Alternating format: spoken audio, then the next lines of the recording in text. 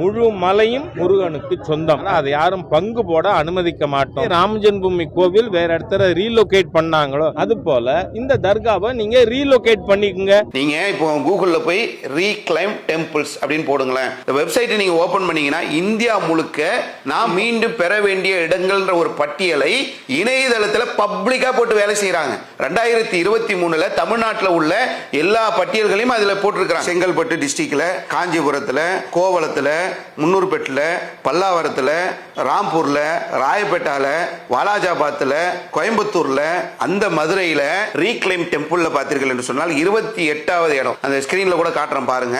Sikandar Masjid on top of the hill stand amidst ruins of Brahmanical, Buddhist and Jain temples எல்லாத்தையும் உள்ள வச்சிருக்காங்க. எல்லாமே இஸ்லாமியர்கள் பயன்படுத்தக்கூடிய வழிபாட்டு தலங்கள். இதையெல்லாம் ரீக்ளைம் டெம்பிள்ல போட்டு இப்படி ஒரு வேலை நடக்குது. இவ்வளவு நம்ம 1 லட்சம் விஷயங்களை மீட்க வேண்டி இருக்கிறது. எங்கெங்கெல்லாம் மீட்டு இருக்கிறோம், என்னென்ன வேலை நடக்குதுன்னு வெளிப்படையாக பேசுறது தெரியாதா? இதை கொஞ்சம் புரிந்து கொள்ள வேண்டிய ஒரு தேவை இருக்கு. இது தீபம் ஏத்துறதுக்காக இங்க சங்கிகள் அங்க பிரச்சனை பண்ணல.